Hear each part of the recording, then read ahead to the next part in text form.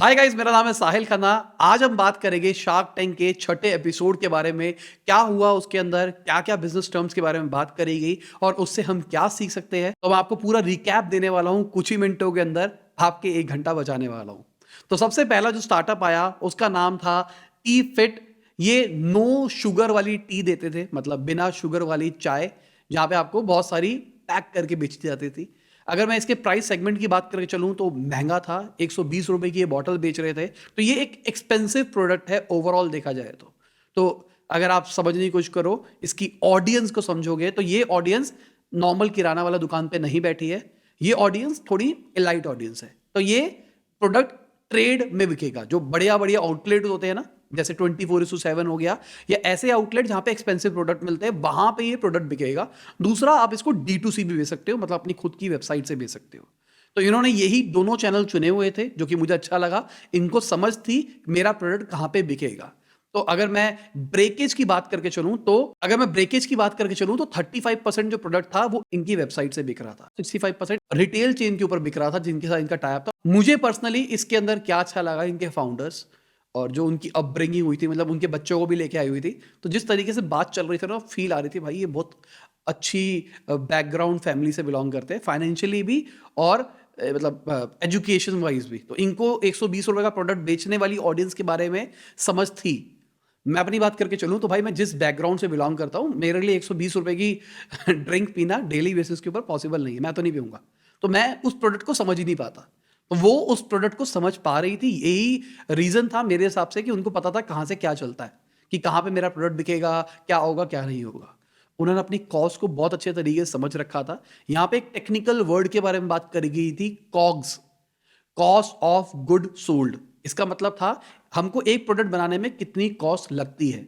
अगर मैं इनके कॉग्स की बात करके चलूं तो इनका कॉग्स 30 रुपए का था। मतलब 30 रुपए में इनकी एक बॉटल तैयार होती थी। और इनको बिल्कुल ब्रेकेज पता था कि भाई कितने रुपए में क्या हो रहा है, कितने रुपए में क्या हो रहा है, ढक्कन कितने का, बोतल कितने की है, डैश कितने का, डैश कितने की है। तो अब आपके दिमाग में आ रहा होगा 30 रुपए का प्रोडक्ट 120 रुपए का क्यों बिक रहा है। क्योंकि सिंपल सी बात, आप इसको अगर रिटेल चेन के ऊपर बेच रहे हो तो रिटेल वाला मार्जिन लेगा। तो 120 रुपए की बोतल बेचने के लिए रिटेल वाला 36 रुपया लेता है हर बोतल के ऊपर। और अगर 54 रुपीज की बात करके चले तो 54 रुपीज इनका प्रॉफिट है, मोटा मोटी अगर देखा जाए तो।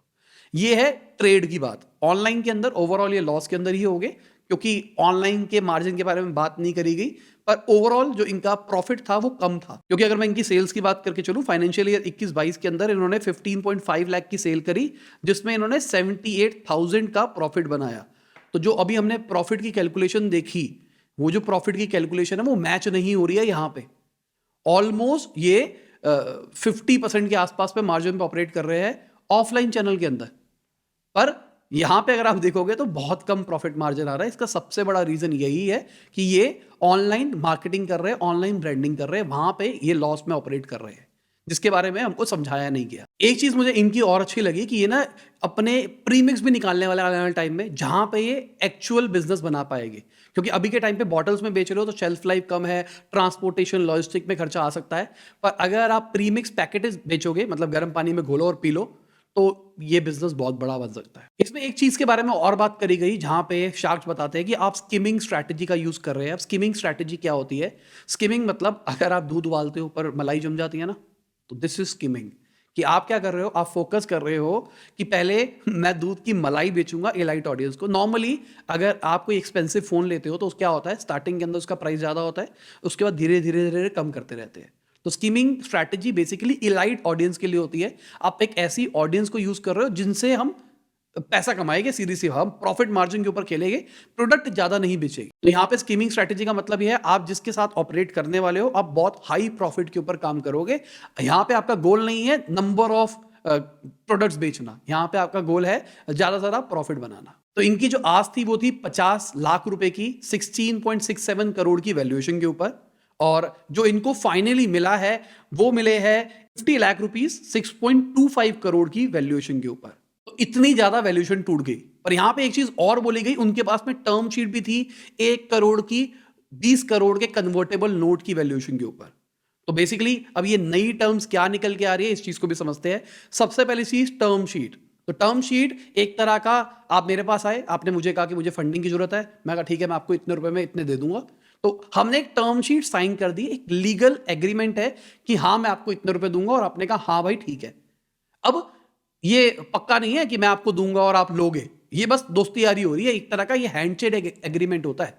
तो जो शार्क टैंक में आप पिचेस देख रहे हो वो एक तरह के सारे हैंडशेक ही होते हैं। 100% नहीं है कि सभी लोगों को पैसा मिला होगा, और 100% नहीं है कि उसी रेट उसी वैल्यूएशन के ऊपर मिला होगा, क्योंकि कई बार हम शार्क में एपिसोड में देखते हैं कि भाई इसका तो कट गया, इतना नहीं करना चाहिए था। जैसे हमने पिछले हफ्ते एक एपिसोड देखा था जहां पे उनकी दो अलग अलग कंपनियां थी और दोनों कंपनियों को उन्होंने मर्ज कर दिया और वैल्यूएशन भी कम कर दी, लॉजिकली वैल्यूएशन बढ़नी चाहिए थी।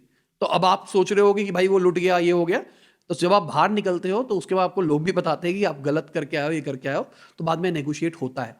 तो मैंने इनके इंटरव्यूज भी देखे थे, उन्होंने बताया कि जो डील होती है बाद में नेगोशिएशन होता है, फर्क पड़ता है। तो पहली चीज, ये टर्म शीट साइन करी गई हुई थी इनकी 1 करोड़ रुपए की, तो मैं 1 करोड़ रुपए ले सकते थे मार्केट से। तो बेसिकली ये 1 करोड़ का लोन है जो इनको एक तरह से चुकाना है। कल को जब ये फर्दर कोई राउंड रेस करेंगे तो उस राउंड के अंदर 20 करोड़ की वैल्यूएशन के हिसाब से कोई इक्विटी ले सकता है। तो मोटा मोटी 5% इक्विटी बनती है, तो 5% इक्विटी इनको देनी पड़ेगी उसके बदले, वरना अगर ये चाहे, जो इन्वेस्टर्स है वो चाहे तो वो पैसा भी मांग सकते हैं। तो कन्वर्टेबल जो नोट्स होते हैं उसका लॉजिक ये होता है। तभी पीयूष बोल रहे थे कि आपने फंडिंग रेज नहीं करी, आपके पास वैल्यूएशन डिसाइड नहीं हुई है, आपने कन्वर्टेबल नोट पे किया। तो जो बहुत ही अर्ली स्टेज स्टार्टअप्स होती है जहां पे वैल्यूएशन डिसाइड करनी मुश्किल होती है, जैसे इनकी बात करके चले, अगर आप रेवेन्यू मल्टीपल की तरफ जाओ तो कोई मतलब नहीं बनता, पर इनके पास में बिजनेस सेंस थी, बहुत कुछ था, उसके नाम पे, मतलब फाउंडर के नाम पे पैसा मिला है इनको, सीधी सी बात। अगली स्टार्टअप आई थी हक दर्शक। बेसिकली मुझे बहुत पसंद आए लोग और मैं आपको रिकमेंड करूंगा कि इनको जरूर देखना। तो इनसे मेरे को ना वो वाइब आई जो मुझे संदीप महेश्वरी से मिलने पे आई थी। वो था कि भाई हमारा को काम नहीं करना, हमको पैसे नहीं कमाने, हमको दुनिया का भला करना है, वो वाला लॉजिक सा लग रहा था मुझे पर्सनल लेवल पे मेरे को बताऊं तो अब समझाने की कोशिश करता हूं मेरे को ऐसा क्यों लग रहा था। ये करते क्या है, ये गांव देहात या फिर पूरी दुनिया के अंदर, मतलब पूरी इंडिया के अंदर घूम के जो गवर्नमेंट स्कीम्स होती है वो लोगों को बताते हैं कि आपको कौन सी गवर्नमेंट स्कीम मिल सकती है, और इन रिटर्न एक छोटा सा मार्जिन लेते हैं लोगों से। ठीक है, तो इसी तरीके से ऑपरेट कर रहे हैं, इनकी ऐप है और इनके एजेंट्स हैं। तो अगर गांव के अंदर बात करके चले तो मोबाइल ऐप सबके सब नहीं समझ सकते, तो वहां पे इनके एजेंट है, आप एजेंट को बुलाओ, थोड़ा सा आपसे कमीशन लेंगे और उसके ब्याह पे आपको पूरा सेटअप करके बता देंगे और आपको पैसे दिलवा देंगे। इनका कहना था कि इन्होंने 5,000 करोड़ से ऊपर के डिसबर्समेंट करवाई है, मतलब लोगों को इतना पैसा देने में हेल्प करी है। अगर हम इनकी वैल्यूएशन की बात करके चले तो इनकी वैल्यूएशन थी 200 करोड़ की। अब सुनने में ज्यादा लग रहा है, और पर अगर मैं बात करके चलूं कितना पैसा दिलाया उसके हिसाब से आपको लग रहा होगा हाँ भाई ये जस्टिफाइड है। पर देखो लॉजिक समझने की कोशिश करो, तो इनका जो विजन था वो था 90 करोड़ लोगों को 20 लाख करोड़ रुपए के जो गवर्नमेंट स्कीम्स देती है वहां तक पहुंचाना। तो अगर मैं इनके रेवेन्यू की बात करके चलूँ ना, तो इनका जो रेवेन्यू था वो 30 करोड़ का ही था, जो प्रोजेक्टेड रेवेन्यू था जो उन्होंने एक्सपेक्ट किया था, और उसका जो एबिटा था वो 5-7% का ही था। एबिटा मतलब एक तरह से प्रॉफिट मान के चलो जो आएगा। ये मैंने पिछले एपिसोड में समझाया था कि एबिटा क्या होता है और कैसे नहीं होता, अभी मैं टेक्स्ट में समझा रहा था ये चीज क्या होती है। पर एबिटा बहुत कम नंबर था, तो आप वैल्यूएशन मांग रहे थे 20 करोड़ की, वो अनजस्टिफाइड थी, क्योंकि इनका जो मार्जिन था वो बहुत कम था। इन्होंने ये चीज बोली भी कि हम कर रहे हैं हाई वॉल्यूम लो मार्जिन के अंदर ऑपरेट, तो लॉजिकली देखा जाए इस बिजनेस में उतना ज्यादा पैसा नहीं बनेगा। और अगर मैं इनकी इक्विटी स्प्लिट की बात करके चलूँ तो उससे भी आपको समझ में आएगा कि ये तृप्त आदमी है, इनको पैसों की उतनी ज्यादा जरूरत नहीं है। इक्विटी की अगर मैं स्प्लिट की बात करके चलूँ तो फाउंडर के पास में 34%, 30% की ईसॉप दे रखे हैं, 30% इन्वेस्टर के पास में है, और 6% इन्होंने सीनियर मैनेजमेंट को दे रखा है। तो इस लेवल का फाउंडर ने अपनी इक्विटी को बांट रखा है इसी स्टेज के ऊपर। अभी के लेवल की अगर हम बात करके चले तो अब इन्होंने एक प्लान बताया फाउंडर्स को कि हम अभी के टाइम पे तो गांव देहात पे काम कर रहे हैं, पर हम एक और चीज कर सकते हैं, वो है कॉर्पोरेट्स। अभी के टाइम पे इन्होंने कॉर्पोरेट की टेस्टिंग शुरू कर दी थी।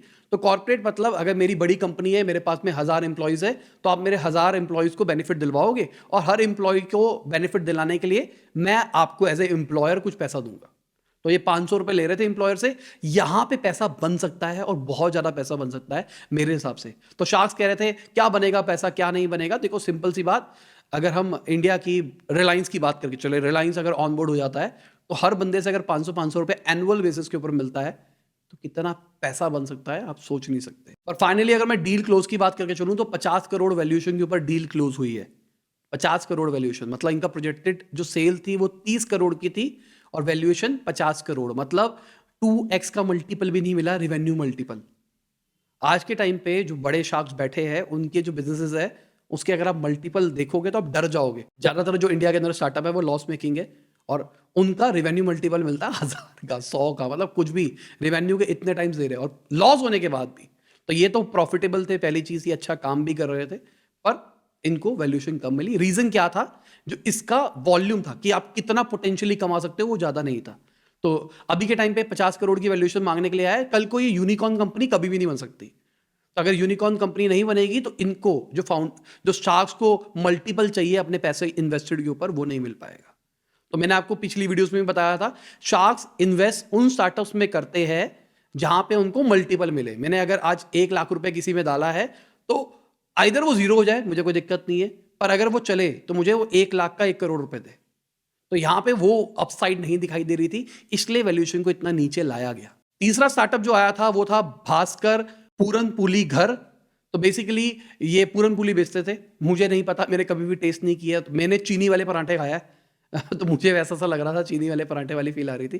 पर ये पॉपुलर प्रोडक्ट है और ये अच्छा काम कर रहे हैं, ये भी मैं रिकमेंड करूंगा। इनकी स्टोरी सुनोगे आप, जो ओनर थे एक्चुअल जिन्होंने शुरू किया था ये बिजनेस, उनकी स्टोरी बहुत अच्छी थी कि उन्होंने एकदम रैक्स टू रिचेस वाली कहानी थी कि उन्होंने पहले एक रेस्टोरेंट के अंदर काम किया, फिर साइकिल से उन्होंने प्रोडक्ट बेचे, उसके बाद एट लास्ट जाके उन्होंने अपना आउटलेट बनाया, फिर उनके फ्रेंचाइजी बने, वो एक लोकल टीवी शो के ऊपर भी आए। उसके बाद में इनको पार्टनर्स मिले, पार्टनर्स ने इनसे मुंबई का महाराष्ट्र का बेसिकली बिजनेस ले लिया। तो 3 पार्टनर्स हो गए, एक ये खुद हो गए, 2 नए आए, तीनों के पास 33% इक्विटी आई और अब ये उस बिजनेस को ग्रो करना चाहते हैं जो नया बिजनेस बनाया गया है पार्टनर्स के साथ में, उसके लिए फंडिंग लेने के लिए आए थे।